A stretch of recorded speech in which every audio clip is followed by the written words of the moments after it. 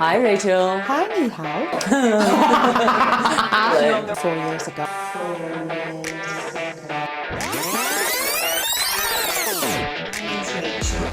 How was your experience? Can you describe the surgery process? Are you satisfied with the results? Hi, Rachel. Hi, Ni Hao. Thank you for agreeing to do a little update video. Always a pleasure. It's been how long since your surgery? 6 weeks today. So it's been 6 weeks since I last saw you. Yeah. What did you have done? I had a neck lift, lower face lift, deep plane mid lift, and I had a bilateral, a top and bottom blepharoplasty. I can never say that properly. Blepharoplasty. Yeah. Eyelid surgery. Yes. What made you decide to undergo a facelift procedures? So, obviously I had my sleeve originally 4 years ago. 4 years ago. My name's Rachel. I came to the health store in Turkey on recommendation from a friend back in the UK. Which was a lot of weight loss, which obviously would result in a woman of a certain age as well with lack of collagen and what have you. I had jowls, I had a droopy neck, I looked tired, no matter how much makeup I used, whatever, facials I had, that was still there. I'd had Botox, I'd had some fillers, and I wanted something that was a bit more permanent, and I thought, why not? I'd done all the other cosmetics following my weight loss, and I thought, why not finish with my face? We all thought you looked lovely anyway. Now I can see the results. You're looking at least 20 years younger than me, Oh, yeah. which I'm not happy about. But hey, I'll live with it. I might stop smoking now so I can have the surgery Yes. myself too. Could you also explain who you are? I'm Rachel. So I started my journey with the health store. I had my sleeve 4 years ago, and then Ni Hao headhunted me because I'm a nurse, and I think it's really helped. I give advice, so I advise our patients following plastics with any issues with wound care. My background surgery, so that's when I qualified. I was a surgical nurse, so I have a lot of experience in wounds and any issues that might happen, because it can happen after surgery. It's one of the risks. So I'm the person that helps advise with that. Can you describe your expectations before the surgery? I think I've just got a shock now, because you showed me back before pictures, didn't you? And I was quite, ooh, yeah, I can really see a difference now after looking, because when you're looking at yourself every day, you don't see those subtle changes. They're there, but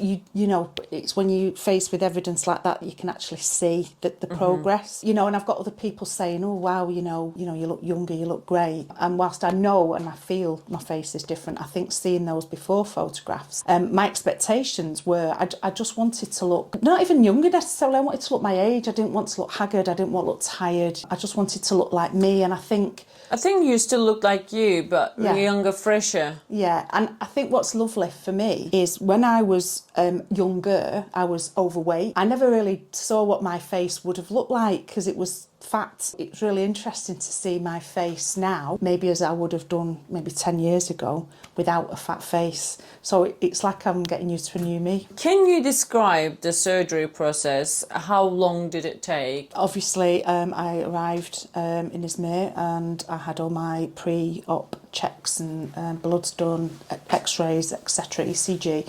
And then it was very, very quick because I'd arrived early hours, and it wasn't too long then before the team came in and marked me, and I was down, and the next thing, that was it. I remember going to sleep and obviously waking up. It was all, and obviously it's a blink of an eye when you're having surgery, but I believe it was quite, it was quite a few hours, so it was a lengthy procedure. It was a lengthy procedure. I think your surgery took about 6 hours. Wow. I think you were gone for 7 because I was there when you were getting your drawing done. When I got your surgery update, because I kept checking, they said you were just out, so you were there literally all day. Yeah. And I remember Dr. Osman saying, that's basically, obviously Kerry went into your surgery, filmed it. You were in there, Izzet was in there filming it. They both kind of complaining because they've been on their feet. The backs hurting. And backs hurting, yeah. hungry. Yeah. And I said, well, just imagine you're the surgeon.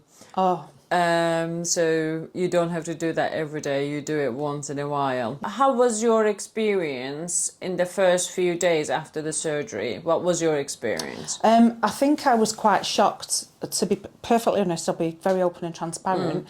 What was interesting was my body wasn't hurting because I'd have other the plastic, so it was like my limbs were okay, my legs were okay, I could mobilise out of bed really quickly. I think when I saw my face in the mirror, and obviously I could feel, you know, there was a lot of compression on, a lot of bandages, and I couldn't see very well, and that was quite a shocker for me. And it's very blurry with all the creams and the medications that are going in, very swollen. And when I did see myself in the mirror, I was a bit, oh no, what have I done to myself? I was quite scared for sort of a short while, shall we say. It's quite scary because you think, how's this going to recover? When's the swelling going to go down? When am I going to look like me again? First few days after that, I found a little bit disconcerting because people look, you know, when it's something underneath your clothes and they can't see that you've had sort of surgery, but on your face, you can't hide it. And people are going to look, it's, you know, you look scary. So that was quite a challenge. I did prefer it when people actually would say, oh, are you okay? What have you had done? Because then I could explain, you know, that actually I've had, you know, facelift, obviously.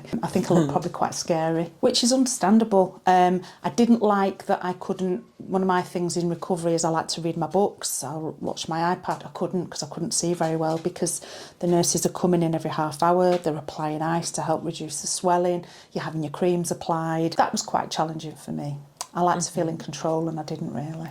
Yeah, that's the thing about being a nurse, isn't it? It is, yeah. Are you satisfied with the results? Did they meet your expectations? Tenfold. I think I still got quite a lot of swelling, particularly around here where I had the deep plane, which I know is really invasive, and that's only going to reduce. And I think once that happens, I think I'm going to be over the moon. I'm really over the moon with the, you know, my features and what have you. So I'm really pleased. Yeah. What is the most noticeable difference in your appearance before and after the surgery, would you say? I mean, we can see it. I used to scare myself if I'd be looking down, writing on my phone, and I'd glimpse and I'd think, oh, what's that other, like, I had a scarf of skin hanging down. It was really horrible, and the, you know, the jowls and the lines round here, and like a little bit of a turkey neck, and I hated that. I don't have that anymore. I can look down and it still stays. It's like, it's amazing, and I catch myself driving and I see myself in the mirror, and it's like, who's that?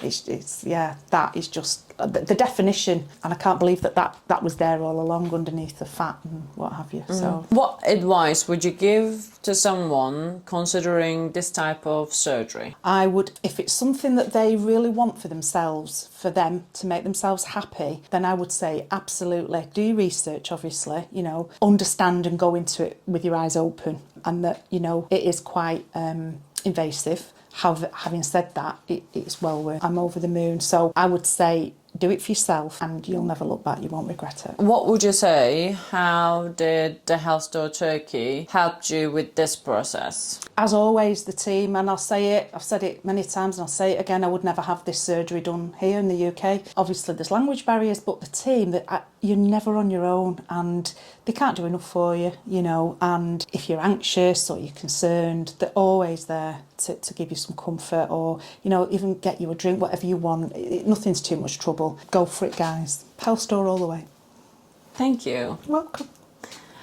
Obviously, when you're in Turkey, we have the full team. Yes. In Turkey on a 24/7 shifts looking after you. Yes. How do you feel that support continues once you're back at home?